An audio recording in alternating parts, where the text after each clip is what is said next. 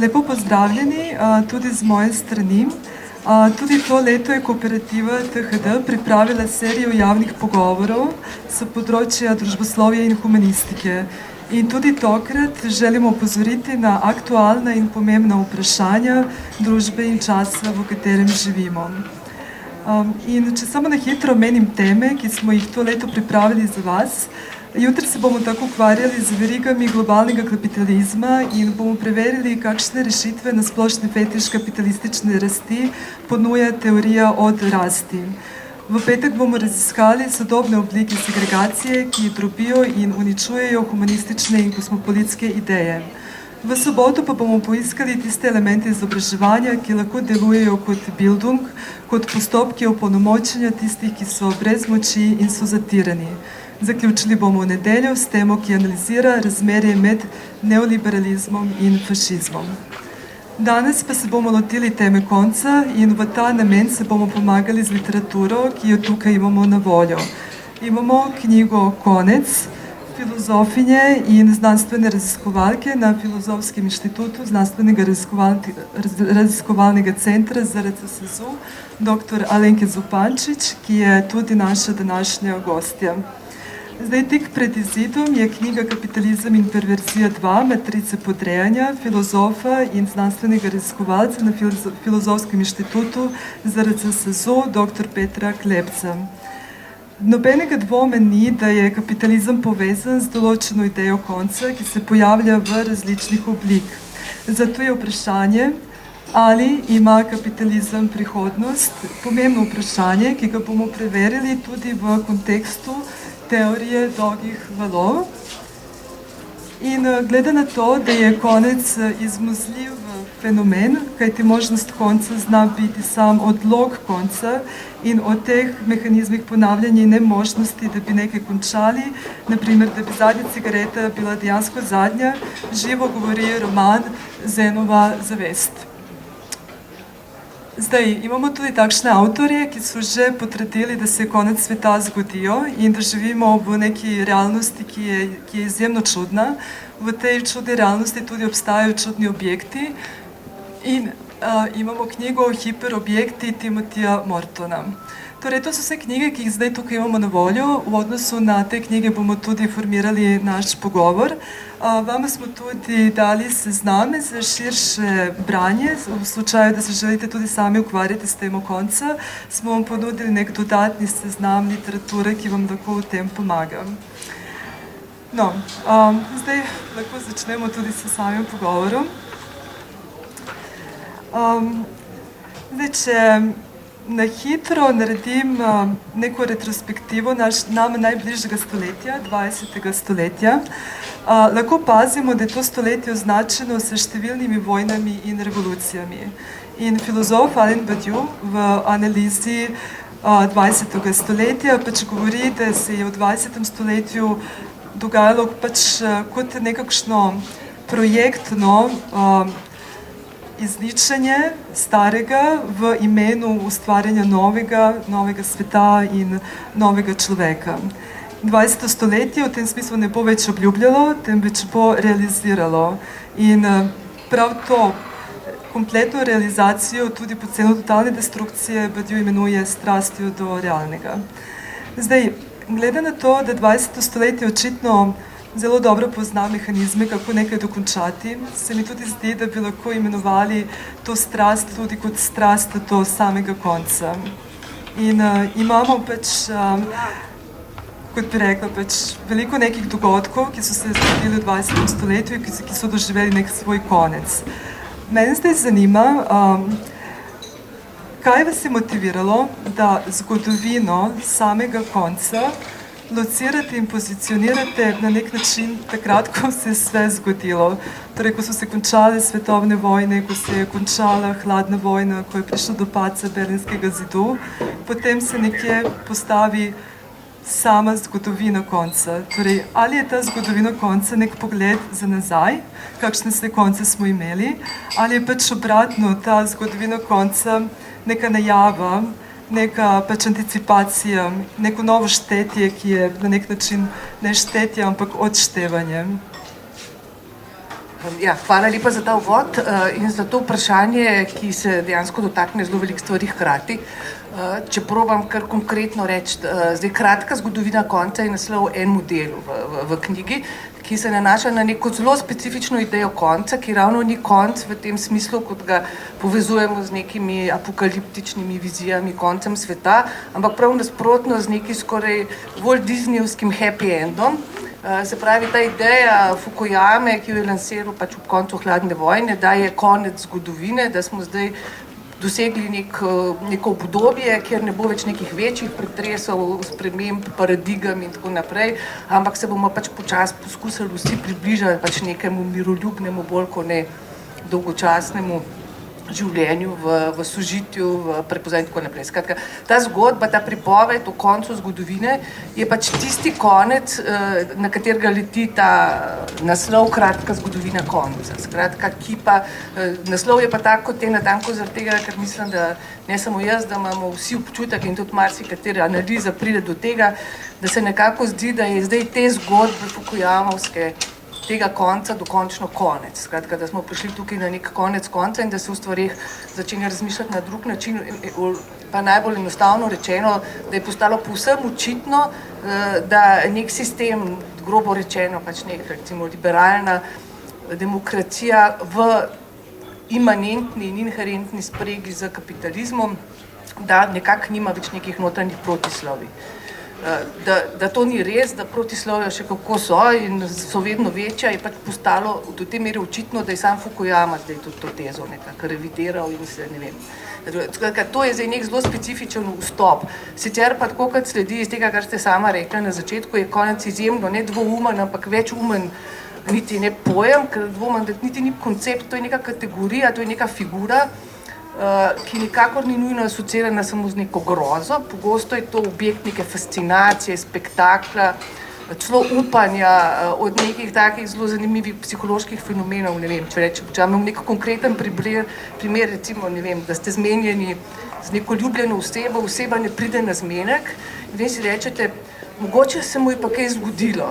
Druga plat tega je, upam, da se mu je kaj zgodilo, ker če ne, pa mogoče se moram soočiti s tem, da me ne ljubi zares ali pa nekaj. Skratka, ta konec, ta melodramatični, apokaliptični konec sveta je zelo pogosto dan danes tudi neka dimna zavesa ali pa neko upanje, ki je kot da bo rešilo vse naše zelo konkretne probleme, ki bi jih mogli sicer naslavljati na neki drugi ravni.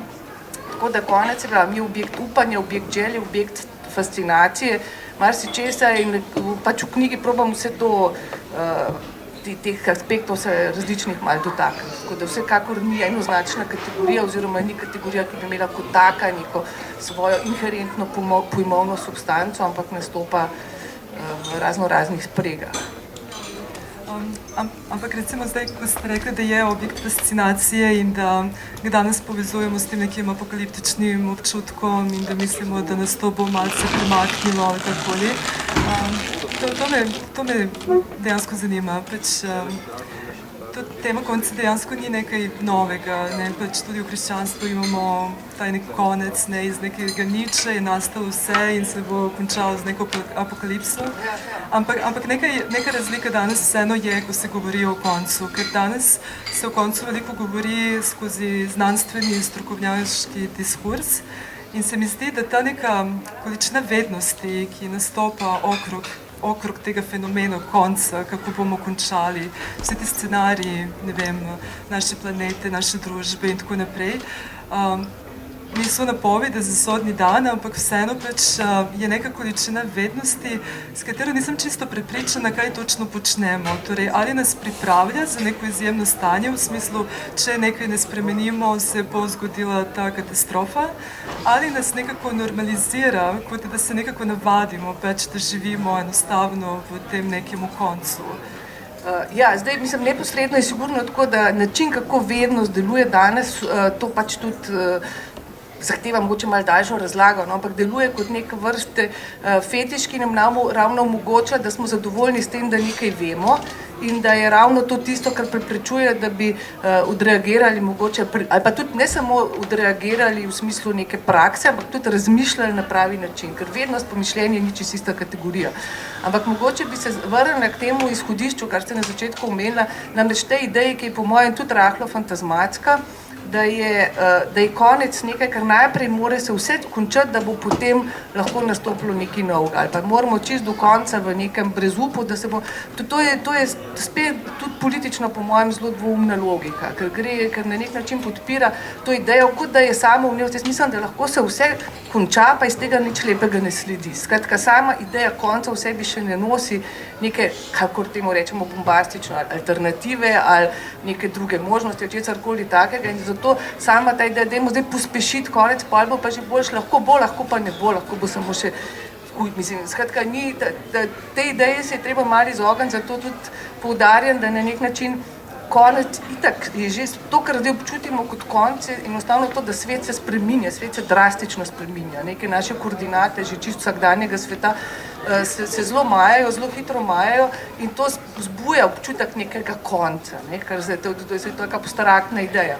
Ampak zdaj, kaj to pomeni, kaj je tisto, kar se končuje, predvsem pa samo po sebi ni nobenega jasno, to je treba šele razmišljati, to analizirati in se konkretno s temi stvarmi ukvarjati. Ne samo neko vedenje o tem, vsi vse vemo, ne, je pa dejansko nek ščit, s katerim se v bistvu ščitimo pred realnim tega, kar vemo. Ker nam zadošča za to, da saj itak vemo, saj nismo bebci, seveda nam je vse jasno, ampak to nam na nek način zadošča v neki čist psihološki ekonomiji, da pač za razliko od tistih, ki naivno še verjamejo, da mogoče, ne vem, se to ali pa to lahko morda celo kaj naredi, mi vemo boljše, ne? Mi vemo, da itak niso. Ponavadi je ta vednost vodi tudi v neko dost, kako rekla, defetistično smer po tej poti.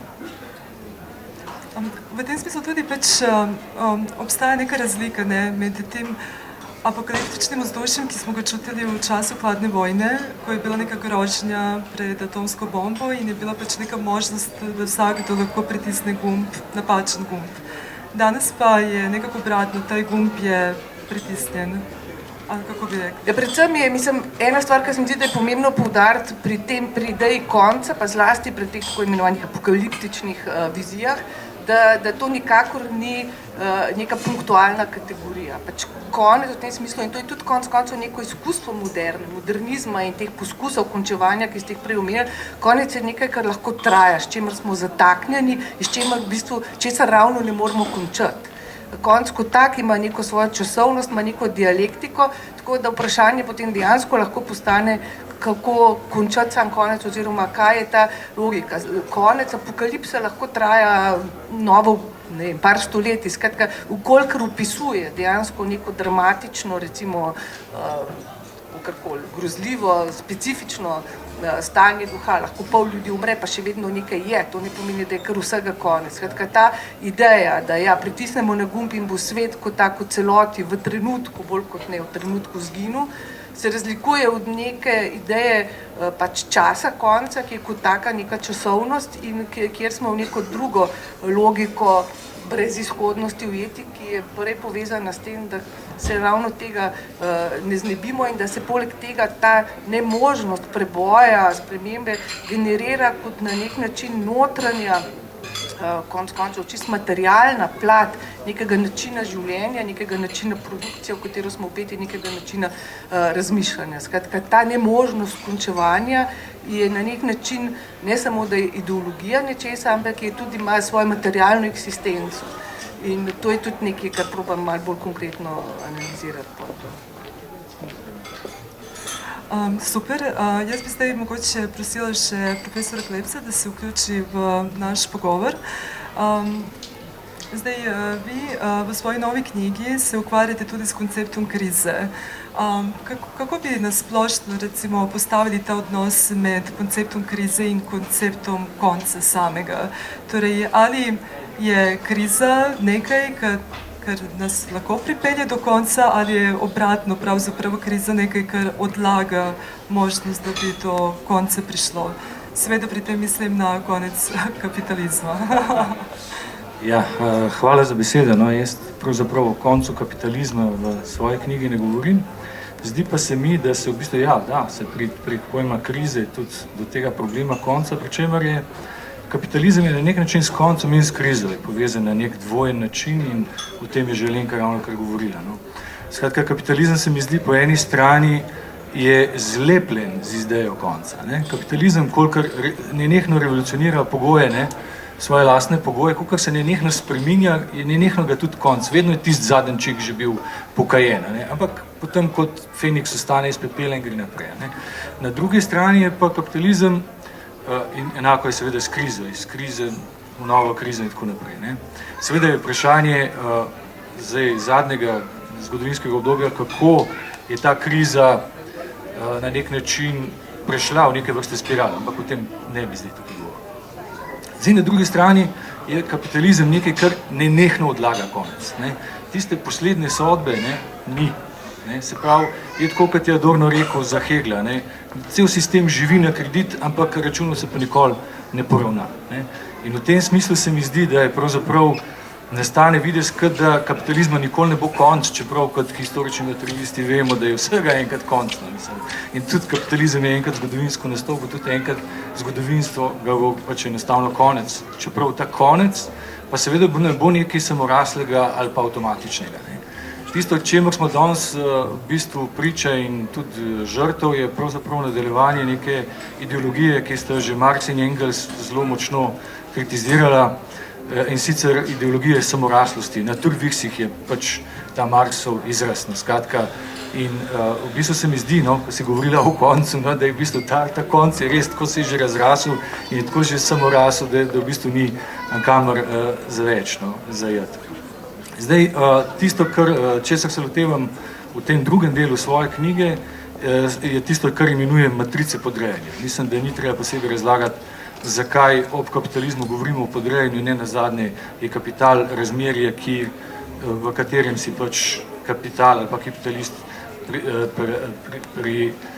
prisvoji pač neplačano delo in tako naprej. Ne. In tukaj je zdaj mogoče govoriti o različnih matricah, pri čemer bi posvaril pri tem, da ne bi slučajno matrice razumeli v tistem razpitem pomenu, tiste trilogija filma Matrica in je velika matrica in tako naprej. To me ne zanima. Matrica je tukaj beseda, ki pravzaprav nam pomaga opredeliti neke določene vzorce, ki se pa zelo prilagajajo. No? In ena izmed matric podrejanja je tudi kriza. Recimo neoliberalizem, ekonomija dolga, finančni kapitalizem in tako naprej. Zdaj, ko govorimo o kapitalizmu in krizi in o končni, dokončni krizi kapitalizma, mislim, da tukaj ni nobenega konsenza, tudi med poznavalci, strokovnjaki in tako naprej. In zdaj večkrat bom, ker sem se podredil, bom večkrat nakazal na to stran, kjer se nahajajo pač prostori THD-ja, kjer je obširna literatura na to temo. Pač Immanuel Wallerstein in Giovanni Arrighi kot pač predstavnika te sistemske kapitalizma kot svetovnega sistema sta večkrat tematizirala ta problem dolgih ciklov in tako naprej. In ena izmed opredelitev sedanje krize je, da gre za strukturno krizo. Se pravi, za strukturno krizo, kjer bo morda prišlo do novega središča, tam nekje okrog sredine tega stoletja. Kako bo natanko bo pa to izgledal, je pa Wallerstein zelo previden in mislim, da ima prav. No? Skratka, ni nobenega avtomatizma, tudi tukaj ne, vse je odvisno pač od našega delovanja. Ne? Morda bi se majhen tukaj navezal na tisto, kar si prej omenjala kot nek političen model delovanja. Ne? Ko se govori o krizi, Nancy Fraser je v bistvu dosti zanimiva teoretičarka, ki je nedavno izdala knjigo, v kateri se sklicuje na Gramscijev moto. Staro je umrlo, staro ne more umreti, novo se pa ne more roditi. Ne? The old is dying and the new cannot be born. Ne? Skratka, mislim, da tle je res nek ta, že pravzaprav na delu nek, mogoče bi lahko tudi rekel, v praksi, v materiji, pač vse to doživljanje nenehega konca tega tudi. No, mislim, da tle se da tudi o sami Fraserju na nek način diskutirati, zakaj si izbrala glih ta moto, no, ki govori o neoliberalizmu in tako naprej. Zdaj, da ne bom predolg, skratka, kriza, ki je prišla pred 10 leti in ki je že po vseh kazalcih, vse vemo, ne, da krize se ekonomsko opredeljujejo pač s kazalci, bi morala že miniti, ampak ne. Kriza je še vedno z nami, še vedno nekaj poslušamo o krizi in z njo nas strašijo, naslednja kriza pride in tako naprej. Skratka, tej naslednji krizi je že zdaj vse podrejeno. Ne? Enkrat bo prišla, sej krize pridejo, 7-10 let, sej prihajajo, razne teorije so, ampak tisto, kar mene v tej knjigi zanima, je, zakaj je pravzaprav kriza kot označevalc, kot beseda, kot način argumentacije, kot diskurs ostala tukaj z nami in nas še vedno na nek način drži v šahu. Seveda, če si vzamemo Evropo, kriza ni nastopila povsod na enak način, ponekod je sploh čutili niso, ponekod so pravzaprav profiterali z njo, če že hočete, in seveda je vse odvisno od tega položaja, ki ga ima Slovenija kot, ne vem, če lahko tako rečem, polperiferna država znotraj pač Evropske unije. Ne. Seveda je tukaj veliko predpostavk, o katerih ne bi, ampak te predpostavke so tiste, zakaj sploh pravzaprav nas lahko še vedno strašijo s krizi. Se pravi, to, da nimamo lastne valute, to, da smo pač finančno omejeni, to, da smo vezani na evropski proračun, to, da v bistvu to implicira, če si hočemo denar izposoditi, si ga moramo na mednarodnem tržišču, kar pomeni, da nas v bistvu držijo določeni pač finančni segmenti in lobiji v šahu in tako naprej. Ne. Skratka, samo pod temi pogoji je seveda kriza lahko matrica podrejanja in v bistvu v tem smislu se lahko govori o tem, da je pravzaprav kriza tukaj še vedno z nami. Beseda kriza je nekaj zelo smešnega, tako kot konc, tudi ni pojem, ni koncept, ne, izhaja iz stare grščine in vse združuje več različnih pomenov, ki smo jih vsi tisočkrat že slišali. Ne. Se spomnite, ko je prišla kriza, so si rekli, kriza je priložnost, v stare Kitajčine, ne vem, kjer že, je kriza pomeni križišče, alternativo, od tukaj naprej se bo vse dali tako naprej. Skratka, to so vse ti momenti konca, kako se v bistvu na nek način tudi manipulira z nekimi izrazi. Ne. Mislim, da pri Aristotelu politiki glagol krinein nastopa vsaj ne dvakrat in tam gre v bistvu za neko vrsto sodbo. Se pravi, za sodbo, ki jo morajo sprejeti tisti, ki so na oblasti in pač enostavno opredeliti zadeve. Ne bi vas zdaj moril s temi natančnimi s temi podrobnostmi, ki gre za to. Samo še sekundo. No, da ne bom predolgo govoril, zdaj o neoliberalizmu lahko slišimo vse živo. Predvsem je pa zelo pomenljivo to, da pravzaprav na nek način se nam vsem zdi, da vemo, kaj neoliberalizem je. Paradoks je pa v tem, da pravzaprav nikogar ni, ki bi se odkrito že od vsega začetka razglasil za neoliberalca. Prav, tudi danes, jaz se spomnim enkrat, ko je en plešasti gospod, ki je na naši desni politični, se razjezil v neki oddaji in rekel, to je pa psovka, zakaj zdaj tako opredeljujete ljudi in tako naprej. Svete, če rečemo neoliberalc, se ljudje čutijo užaljeni in neoliberalizem je pravzaprav nekaj, kar na videz sploh ne obstaja, kar nihče pravzaprav direktno ne zgovarja, čeprav obstajajo neoliberalni ekonomisti in tako naprej, pravzaprav jih je večina, ima pa velike učinke in ima velike učinke v toliko, kolikor ni zgolj neka ekonomska ideologija, pač pa je nekaj, kar je prodrlo v vse pore našega vsakdana. Zdaj, da vas ne gnjavim, eno izmed vprašanj po krizi 2008 je bilo, kako je lahko neoliberalizem sploh preživel. In tukaj bi mogoče omenil dve deli na to temo. Colin Crouch je napisal delo Strange Non-Death of Neoliberalism. Skratka, tukaj imamo eno temo konca. Dardali in Naval pa sta letos izdala v angleščini svojo knjigo Never Ending Nightmare. Ne? Se pravi, Neoliberal Assault on Democracy. Skratka, tukaj imamo to temo konca zelo jasno in plastično pred nami, ne, imamo nekega nenavadnega, tujega, bizarnega nemrtveca, ne, ki se mu reče neoliberalizem in na nek način imamo neko nočno moro, ki se noče pa noče končati. Ne. In za Dardala in Lavala je pač neoliberalizem način vladanja. Ne. Način vladanja, ki samo še dve stvari povem, no, ki se mi zdi ta ključni, ki se mi zdi, bi ga bilo narobe razumeti na deklarativni ravni, se pravi, tukaj bi morali tisti moto uporabiti, kot je meni nekdo enkrat učil voziti. Ne glej, kaj kaže, da dela, glej, kaj dela. In recimo v neoliberalizmu lahko dostikrat slišimo, kako se v bistvu država mora biti vitka in ne vem kakšne šose, da je sploh ne rabimo in tako naprej. Na drugi strani smo lahko priča, kako država jača. Polna usta so deregulacije, ki je v resnici samo reregulacija. Polna usta so monetarizma, pa v resnici temu ni tako. Zdaj, jaz sem se tukaj dotaknil samo enih stvari, zdaj, ker sem se že čisto podredil, bom samo še o tistem tamle malo spregovoril.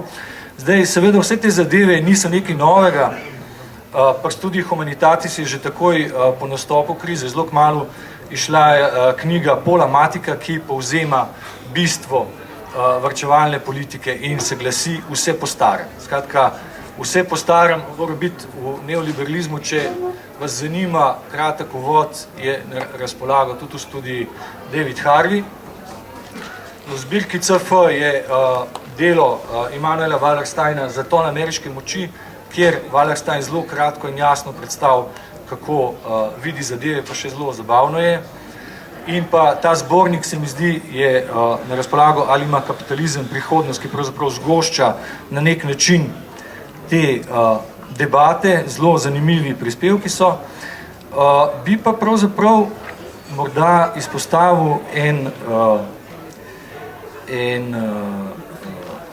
odsek, v katerem je pravzaprav govora o tem, kako pravzaprav razumeti zadnjih 40-45 let oziroma kako razumeti svet naprej po maju 68. Skratka, tu pravzaprav ni nekega velikega konsenza, kako pravzaprav to poimenovati. Ali je to zdaj nastop neoliberalizma, ali je to zdaj nastop nekega novega duha kapitalizma, ali je nastopil kakšen drugačen kapitalizem. In ti avtori, Wallerstein, Collins, Mann, Derlugian in Calhoun, se vsi strinjajo, da pravzaprav ta kriza, ki je bila leta 2008, na nek način označuje konec neke srednje zgodovinske faze. Prebral bi vam samo ta del, kako oni to zdaj opredelijo, na nek način bolj v razmisle kot kaj drugega. O tem, kako zmedeno je bilo to nedavno obdobje, priča že zmeda v poimenovanju. Neoliberalno, postindustrijsko, postfordistično, pohladnodobno, postmoderno, poporabniško in tako naprej. Skratka, tukaj imamo cel diapazon na nek način enih pojmovnih, konceptualnih spoprijemom s tem, kar ti imenuješ ta problem tega končevanja. Skratka, različna imena. Jaz bi se tle zaenkrat ustavil. Jaz bi mogoče dodala ravno na to temo, da je zanimivo, da je stvar še malo širša, da je neka paradigma mišljenja se vzpostavlja, ki je ravno na raznih področjih, ne samo politično, ne samo v razmerju do kapitalizma, zazna nek modus eksistence, ki je dejansko modus nemožnosti umreti. Recimo, to je nekaj, kar s temi besedami eksplicitno razvije Agamben v razmerju do tako imenovane te konec umetnosti, umetnost po prelomu moderne umetnost. Umetnost že ni problem, da je mrtva, problem, da ne more umreti, da je na nek način, ali pa če hočeš, ta problem ne mrtvega, tudi ki konec koncev v psihoanalizi skozi vprašanje gona postane, ali pa skratka na nek način je to, da se obrne ta vprašanje končevanja, na nek način se obrne v nemožnost končevanja in potem 100.000 različnih variant upisov tega, vključno recimo za tem famoznim Jamesonovim, da si pač lažje predstavljamo konec sveta kot konec kapitalizma, skratka, da rabimo nek drug še večji konec, da bi sploh lahko skratka, da v osnovi, da pride do tega neke specifične strukture končnosti, ki pa je, ali pa nekega segmenta končnega, ki je očitno končno, ki je očitno zgodovinsko, ki je pa kot tako v sebi, kot da poneskončeno, kot da lahko nekako v neskončnost. Seveda, da je to fantazma, seveda, da to ni možno in mogoče bi direktno se navezala na to, kar si prej tudi omenil, namreč na ta zdaj sem pa zgubila nit. Skratka, končevanje, recimo ta ideja, to, da je kapitalizem historičen, da je nekaj, da lahko ad hoc, abstraktno, sigurno reči, slej, ko prej ga bo konec. Zdaj, kar jaz vidim problem, ko določen problem tukaj je samo, če mislimo, da bo s tistim trenutkom že sledila emancipacija. To je po mojem problem. Mislim, emancipacija je nekaj, kar je treba misliti prej in se izboriti. Skratka, ni to, da zdaj, če bo enkrat konec kapitalizma, bojo pa samo še rožice cvetele, pa bomo pač imeli. Tako da je tukaj, včasih je to prav ta, seveda, da je absolutno jasno, ampak to nam ne more prihraniti neke analize, nekih fenomenov, predvsem pa nekega napora misliti, kaj sploh je to emancipacija in kaj šla sama po sebi se ne bo zgodila niti ne iz neke, oziroma je pač stvar je v tem smislu kontingentna, no, in ni nobenega samoumevnega ali pa vnotraj ugrajenega nujnosti, ki bi pač v to smer peljala. Ja, se ful strinjam. V bistvu ravno zato na nek način sem se tudi sam odločil za ta termin podrejanje, ki ni na nek način definitiven. Imamo sicer eno super knjigo, jaz sem zdaj pol knjig pozabil predstaviti, Podreditev kot svoboda, življenje v neoliberalizmu Patrika Schreinerja Kartini, ampak navezal bi se v bistvu na zelo banalni, vsakdanji ravni, gre v bistvu za razne nivoje tega podrejanja. No, in recimo Jean-Pierre Dupuy tukaj izpostavlja v delu Prihodnost ekonomije, izpostavlja enostavno podreditev trgu, podreditev politike ekonomiji, ne? Ekonomistifikacijo in tako naprej. Ne? Če na strani 194 preberem tale del, zato sem si prinesel očala. Naše družbe, ki jih v celoti obvladuje ekonomija, hirejo od zla, ki so ga same povzročile. Scela ekonomistificirana politična srenja bi morala vsaj ohraniti pomembno idejo, zahvaljujoč kateri je bila ekonomska misel teorija kompleksnih sistemov z možnostjo samoorganiziranja že mnogo spreden se je v drugi polovici 20. stoletja, ta tip teorij široko veljavi v znanostih o življenju in naravi. Gre za to, da so takšni sistemi zmožni porajati tako imenovane emergentne pojave, ki imajo varljiv videz namernosti, čeprav so to procesi brez subjekta. Izredno zanimivo je, da sta izraz proces brez subjekta uporabljala tako Nobelovec Friedrich Hayek, en izmed vodilnih mislicev neoliberalizma, ki je opel ekonomski liberalizem, kot Louis Althusser, ki je izumil strukturalistični marksizem. Če bi moral predlagati vizualno upodobitev te entitete z veliko, ki jo imenujejo trgi, bi se odločil za velik, bedast, zdrizast in porozen stvor po imenu blob. Skratka, to je recimo ena izmed opredelitev teh podrejenih, ki se jih niti ne zavedamo in ki jih je na nek način treba in mogoče samo se izboriti, drugače ne gre. Mogoče samo še eno na temo besede kriza pa v razmerju do konca, ker jasno je, da kriza, tako kot si opisal na začetku in kako funkcionira kot pač neka formula podrejanja, je pač kaj to pomeni. Kriza je, zato moramo pač določene stvari sprejeti, določene stvari narediti, sicer bo konec. Ne? Oziroma nečesa bo, ne? Na nek način, ampak zdaj potem pa, ko pa pride do tega vprašanja, vse mogoče pa, veš, no, ne vem, kaj, skratka, je ta v spregi nekega hecnega izsiljevanja, za katerega pa trdim, da ponavadi samo že uvaja in sprovaja natanko to, pred čemer nas varuje. Skratka, če ne bomo sprejeli vseh austerity measures, če ne bomo sprejeli, da se lahko med sabo uvajamo, če ne bomo sprejeli, da nas ne... Potem se nam bo zgodila neka strašna katastrofa. In ko to počasi sprejemamo pred strahom, pred to strašno katastrofo, implementiramo katastrofo s samimi temi ukrepi, ki jih pač na ta način sprejemamo. In to je ta logika, kjer se ta podoba neke apokalipse dejansko nehote implementira ves čas, ravno skozi to, kar pragmatično, praktično sprejmemo zato, da bi se ji izognili. In to je sigurno neka perfidna logika, dialektika, ki je vse naokrog, no, dan danes.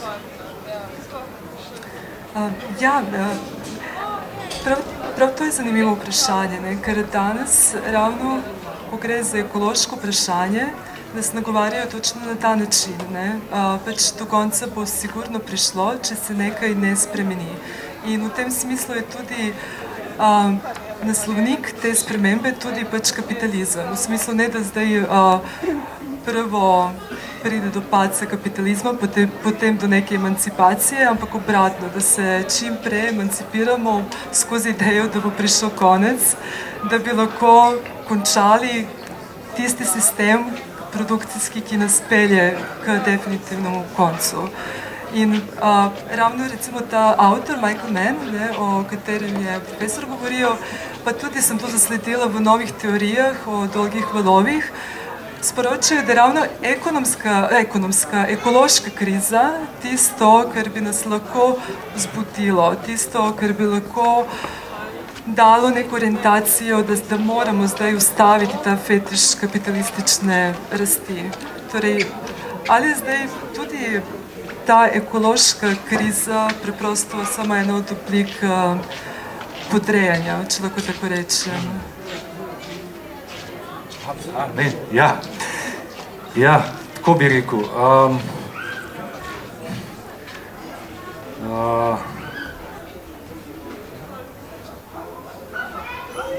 Po eni strani je konc že tukaj, ne? Ker podnebne spremembe so že tle. Skratka, zdaj, in tudi, če bi upoštevali, če bi tudi pariški, ne vem, kjer dogovor že pač zdaj implementirali, bi vsega skupaj ne mogli zaustaviti. Bi pa morda podsvaril pred to predstavo, da se bomo na nek način nekega dne zbudili, ne? Da nas bo v bistvu to streznilo. Dobro, nekatere vsekakor bo, mnogi lahko začnejo pač živeti drugače, manj, ne vem, porabljati, bolj biti ekološko zavedni in gor in dol, ampak ne vem, tle zdaj živimo sred te na nek način, kako bi temu rekel, tudi neke ideološke bitke, ne? Kaj je zdaj tisto, kar je glavno, ne? Na eni strani lahko slišimo, kako v bistvu že samo predelovanje mesa povzroči toliko in toliko teh plinov, ne? Ne spomnim se, da bi slišal, koliko onesnaženja povzroča ladijski transportni promet. Je noben ne kontrolira, ki je v bistvu ključ za globalizacijo in tako naprej, kjer pač porabljajo najbolj ekološke sporne stvari, mislim, po domač povedan smeti, no, ali pa nafta. Skratka, tukaj je zelo velik nivojev tega reševanja tega problema, ne. Dvomim pa, da v bistvu to ne pomeni dvojega. To ne pomeni konca kapitalizma in to ne pomeni, da bo svet kar naenkrat postal solidaren, nasprotno. Tisti, ki imajo že zdaj manj, bojo imeli še manj in zagotovo bodo najbolj revni tudi najkrajšo potegnili s ekološkimi, pač s podnebnimi spremembami. Jaz mislim, da ravno tukaj je velik problem, zato ker ta problem je dejansko zelo realen, mislim, da ga absolutno, jaz ga ne bi podcenjevala niti najmanj. Je pa dejstvo, da je ves čas, že takoj od začetka, ko je stopal v nek konflikt oziroma v nek antagonizem, natanko tam, kjer bi mogel iskati največje zaveznike. Skratka, da ponavadi se vzpostavi ta alternativa, a smo zdaj, ne vem, za razredni boj, za družbene spremembe, za emancipacijo, za pravičnost, ali smo za naravo, za, ne vem, zelo banaliziram, ampak dejansko se potem tako, ali je zdaj to lahko, ali je lahko sploh neka v nekem smislu vendarle abstraktna ideja, ne, reševanja tako planeta, mobilizacijska do te mere, da recimo bi spremenila, obrnila kolesja neke produkcije. Zdaj, jaz mislim, da je predvsem skrajno problematično, izmer mi moramo biti pozorni, takrat, ko vidimo, ko se poskuša to dvoje iz enega ali pa z drugega konca spraviti v konflikt. Ker ta dva boja sta dejansko povezana. Kateri eventualno lahko tisti, ki ponese, če rečem tako, štafeto ali pa mogoče neko hegemono pozicijo, ki lahko potegne za sabo vse ostalo, je drugo vprašanje, ampak vsekakor to dvoje je absolutno povezano in dejstvo je, tako kot je Peter rekel, da če se bo to nadaljevalo na tej ravni, potem bodo pač najbolj nasrkali natanko tisti, ki so najnižji, če ne tako rečem, ki so že tudi po razredni lestvici pač v najslabšem položaju. Tako da jih jemati v bran samo v imenu tega, da pustimo pozabimo te probleme, bomo se mi z drugimi, je tudi licemerno. Mislim, da oboje je realno, oboje je povezan problem in ga ni mogoče še več gledati kot nepovezanega, kot nekaj, kar lahko se kar tako abstraktno odločamo, zdaj bomo pa to. Drugo je pa seveda, kaj idejno pripelje okrog, kot pravijo, ne vem, prešije recimo neke boje, nek razmislek, neko recimo revolucionarno ali pa emancipatorno gibanje v imenu česa, kaj tisto potegne za sabo, to pa je lahko zelo kontingentno. In tukaj je problem, da ne pademo spet v nek narcizem, mehne zlik, ne, naš boj je pa bolj pomemben, ali pa mi smo pa prvi se to spomnili, če kaj potegne, pa če je to isti boj, potem se je treba samo postaviti v to fronto, ne, pa se iti zdaj. Skratka, tukaj se mi zdi, da je velik problem ravno nekega prisilnega antagonizma v tem, da seveda obstaja marsikaj, kar je napisano, to tudi pišejo, domnevam, tudi na temo ekologije, kar je strašno sporno v smislu čist tega, da je nemogoče navezati na neko recimo malo bolj socialno politiko razrednega boja, ampak v osnovi gre pa za isti problem in tega po mojem ne smemo nikoli izgubiti izpred oči. Ja, ampak to je zanimivo, ne, ker ta teorija antropocena na nek način izhaja iz tega, da društvo, človek, narava, da smo vsi pač na isti ravni. Torej, da ne gre za dualizem, družba narava, človek narava, ampak da se dejansko pač sam človek, človeško dejanje, da se postavi kot vzrok za to, da se je cel planet premaknil pač v neko novo geološko obdobje in to obdobje antropocena. In tukaj je zdaj pač zanimivo, da nekako ta teorija izhaja iz tega, da posledice te človeške ekspanzije je prav ta nek eksces, ki se dogaja v naravi. Ne vem, kako vi gledate recimo na to stališče antropocena.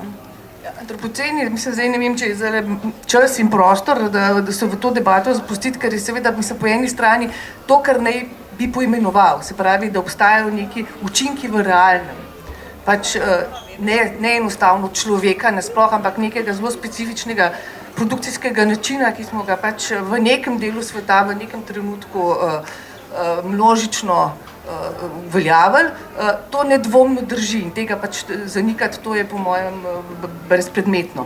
Zdaj, kaj pa je po drugi strani, in tudi tukaj obstaja že marsikaj napisanega, neka mitologizacija človeka, ki lahko iz tega izhaja, zdaj smo pa neka tako rekoč samo upomembnenje, oziroma neka mistifikacija čisto ideološka, recimo, ki gre na to, da človek je izumil ogenj in to je tisto, kar ga opredeljuje, ne to, da je govoreča žival, ne to, da je orodje izdelujoča žival, ampak to, da je zaneto ogenj. Zdaj to nekako, da je to, kar potem rezultira kasneje v, ne vem, produkciji fosilnega izgorevanja, nekaj, kar je bilo globoko v človeško bistvo vpisano že nekje, ne vem, v pradavnini in je zdaj samo z nekim naravnim razvojem človeka, človek je tukaj tudi ta močan ideološki obtežen pojem, prišlo do svojega pojma, kar je seveda neka ideološka pripoved, ki ne zdrži nobene resne materialistične zgodovinske analize. Seveda se je marsikaj vmes zgodilo, seveda so tukaj še druge stvari posredi. Ampak to, kot rečeno, kar pa poimenuje antropocen v tem pomenu, da pač obstaja nek vpliv tega, kar pač je lahko človeška produkcija na spremembo realnega, ki vpliva nazaj na samo človeško družbo, ker mislim, da je to ključni poudarek, ne to, a bo zdaj planet zgledal iz vesolja malo bolj zelenkast ali bolj modrikast, ampak kaj to pomeni za konec koncev, za družbo, to pa je pa seveda vprašanje, ki ga še kako dobro nasloviti. Jaz bi samo dve stvari rekel. Mislim, v literaturi sem naletel tudi na izraz kapitalocen, ki na nek način premesti celotno to debato. Mogoče bi se sam vrnil na začetek. Alenka začela si s Fukuyamo in v bistvu s tisto razglasitvijo konca zgodovine, kako v bistvu je 30 let nazaj na nek način prevladal občutek, da je v bistvu konc zgodovine v tem pomenu, da je liberalna demokracija kot združljiva, niti ne s kapitalizmom, bolj se politično korektno reče socialno-tržnim sistemom, celo ta izraz kapitalizem se ponekod ne daje noter. Skratka, zdaj, mislim, smo pa na nek način vstopilo v eno drugačno obdobje, da cel kup enih teoretikov je, ki pravzaprav opozarjajo na to, kako ta povezava med kapitalizmom in demokracijo sploh ni samoumevna. Wolfgang Streeck je recimo en izmed najbolj teh, ki zagovarjajo teorijo, da pač konec kapitalizma je konec tudi v tem pomenu, da enostavno ta vez med demokracijo in kapitalizmom sploh ni samoumevna. In problem tega konca je, ali začetka že spet, je tudi čist drugače, če se ga pogledamo z teh koncov. Ne bi vas zdaj silil v te debate, ali smo v času kapitalizma nadzorovanja, najnovejša uspešnica Catherine Zuboff, recimo Surveillance Capitalism, recimo poskuša izpostaviti pač to dobo velikih podatkovnih baz in tako naprej, kar je čisto realno možno. Če pač premislimo stanje tehnologije, recimo tiste poskuse, ki se grejo na Kitajskem s face recognition oziroma s tehnologijo prepoznavanja obraza, kreditiranje in tako naprej, kar je spet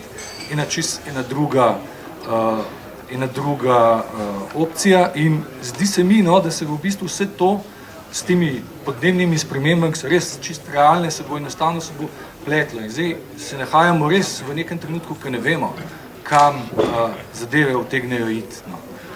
Samo še kakšna malo bolj resna kriza pride, pa bo spet zabavno. Meni je zanimivo, ko sem malce raziskovala te teorije antropocena ali kapitalocena, mislim, bolj in bolj, ko sem raziskovala, sem srečevala bolj čudne izraze. V osnovi, že v tej knjigi Hiperobjekti, gre za opis neke realnosti, ki je preprosto povedano čudna. In ta realnost je pač takšna, da je naseljena z hiperobjekti, ki imajo tudi svoje zakonitosti, viskoznost, nelokalnost, faznost in tako naprej. In vsekakor proba opisati današnji svet, ki ga živimo. In v tem opisu se dejansko nekako uporabljajo izrazi, ki jih predtem nismo niti slišali, ali ne na ta način, recimo, ne vem, da je globalno segrevanje hiperobjekt, recimo, s katerim živimo in tako naprej. In to sem tudi srečevala pred nekih drugih avtorjev, pač to so neki izrazi, kot so ogljiko-osvobodilna fronta, kot je molekularno rdeči tudi, kot je metabolična razpoka in tako naprej. In te teorije so tudi ful literarno napisane, tako eseistično. In konkretno ta avtor, Timothy Morton, govori o svoji okoljski filozofiji kot o eko-rapsodiji. Sem srečala tudi izraz in spekulativna fabula. Torej, imam občutek, da je na delu ustvarjanje nekega umetelnega jezika, da bi se opisalo ali da bi se prišlo do tega nekega realnega, ki nekje tamo je, in je pač toliko čuden, da moramo, kljub temu, da uporabljajo tiste avtori veliko in tudi naravoslovje in tako naprej, ne grejo k formalizaciji, naprimer, diskurza, ampak k neki totalno umetelni literarizaciji. In tudi se mi zdi zanimivo, da avtore, na katere se sklicujejo, so recimo Mesu, potem neki predstavniki spekulativnega realizma, tudi object-oriented tautology. In me to spominja pač na vašo kritiko, ki ste že v knjigi Seksualna ontologija napisali o spekulativnem realizmu, pač da smo neki diskurzivni kletki, kjer moramo prebiti, priti do tega zunanjega, realnega. In se mi zdi, da na podoben način se zdaj tudi dogaja s tem nekim umetelnim jezikom. Ja, glede, moram reči, da zdaj ne vem, če to bo posebna reklama, ker jaz imam resne težave s tem. Skratka, imam težave z nekim diskurzom, ki pa ne rečem, Morton ima recimo, da ima nekaj dobrih poant, recimo ta, da narava ne obstaja, takoj podpišem, samo kaj to tam pomeni, pa recimo kaj pomeni po neki izpeljavi, ki bi recimo jaz lahko sledila, so malo različne stvari. Mislim, dejstvo je, da ta naslov, tam, kjer imam jaz težave, s tem je, zdaj če zelo poenostavljam, je to, da je to nek opis realnosti, ki kot prvo res ne vem, odkot je napisan.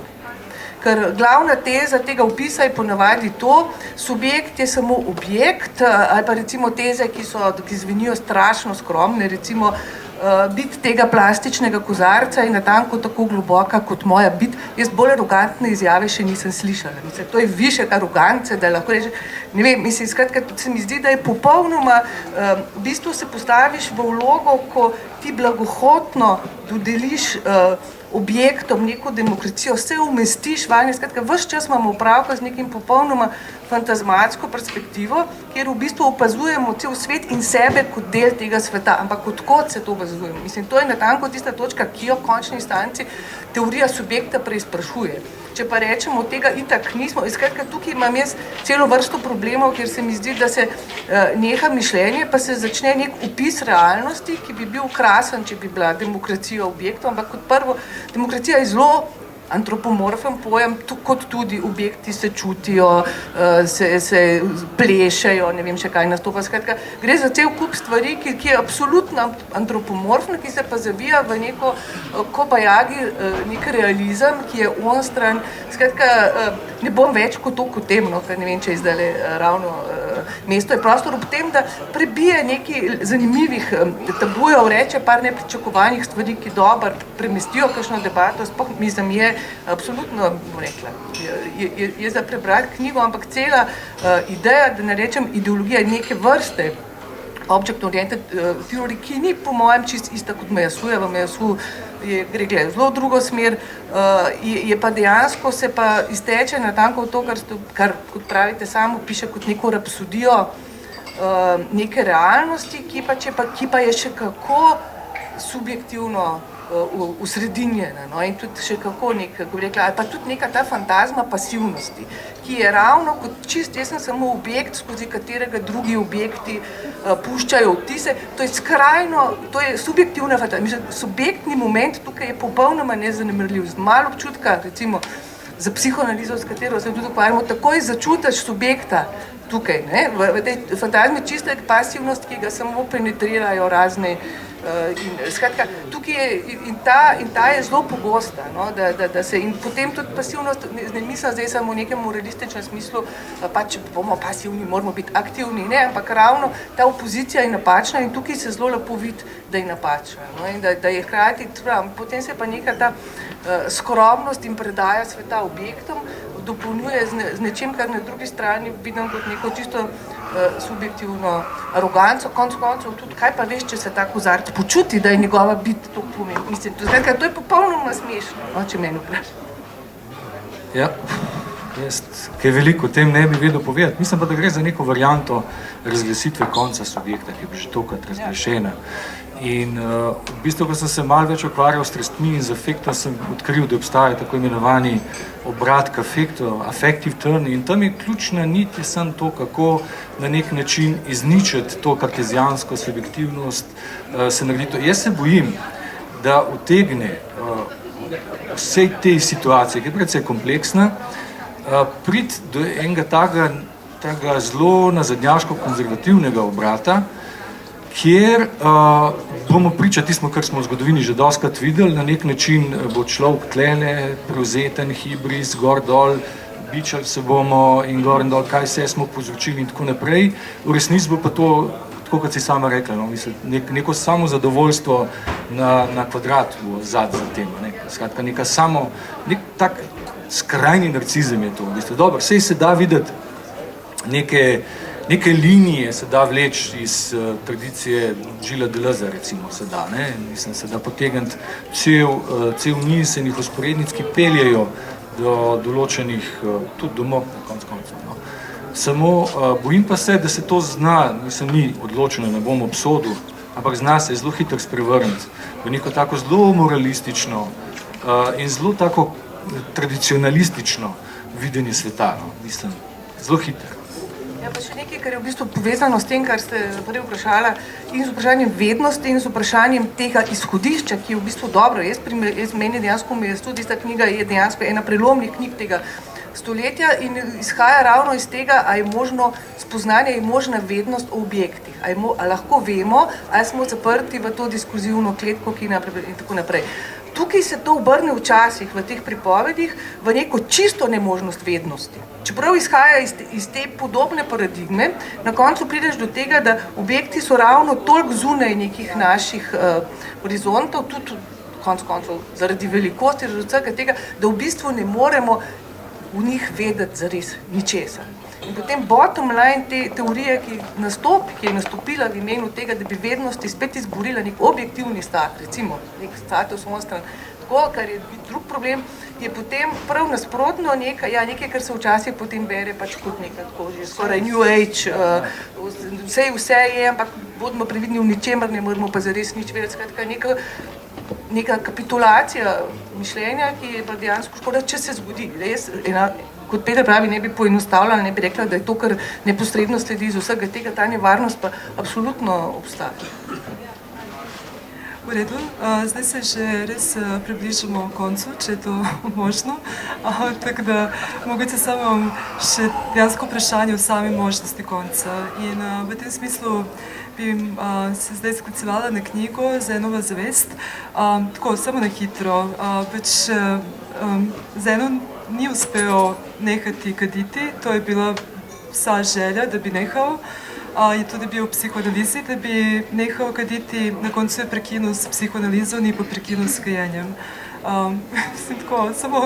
Mogoče samo kratek, hiter, mogoče odgovor na vprašanje, ali je to v psihoanalizi v redu, da s nečim prekineš, tudi če to samo. Ja, najprej bom rekla tako, da dejansko imamo tukaj veliko knjig, Svevo Zenovo zavest je ena, ki je dobesedno, res priporočam vsem, med drugim tudi zato, ker je roman, torej ne predpostavlja za razliko od ostalih kakšnih posebnih predhodnih vednosti in znanj, skratka izvrsten roman, ki se tega paradoksa konca seveda loteva na nek zelo specifičen način, ki ga je mogoče povzeti tako, kot pravite. Zdaj, meni je to lepo služilo kot ena taka direktno prikazovanje tega, kako konec, pa recimo neko ponavljanje, neka nemožnost konca, kako dejansko to nista dva nasprotna fenomena, ampak kako sta tesno povezana. No? In en primer je recimo ta, zdaj če vzamemo primer cigaret pa nehanja kajenja, kako si zagotovite, da ne boste nikoli nehali kaditi. Tako da rečete, sej lahko končam, kadarkoli hočem, sej lahko neham, kadarkoli hočem. Skratka, lahko je ta konec kot možnost in natanko tisto, kar je upisano v samo realnost reprodukcije, ponavljanje nečesa, kar kot da recimo hočete končevati. In tukaj imam pač neko idejo, da veliko boljše kot to, da bi, zato ker je možnost, ker je ta modalnost možnosti, kadarkoli lahko neham, zato pa pač ni treba, da.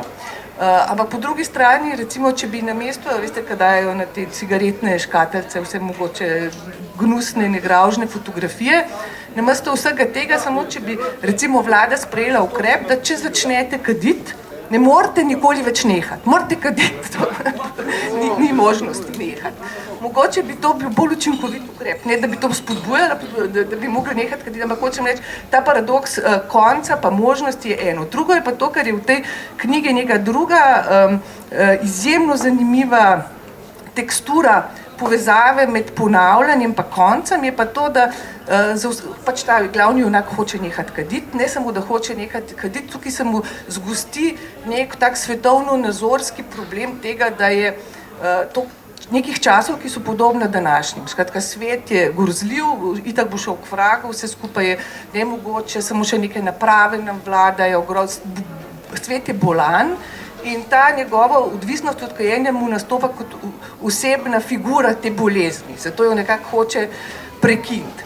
In njegova strategija je pa ta, ne da lahko neha, kadar hoče, ampak da reče za vsako cigareto skoraj, ki jo pogedi, ta je zadnja.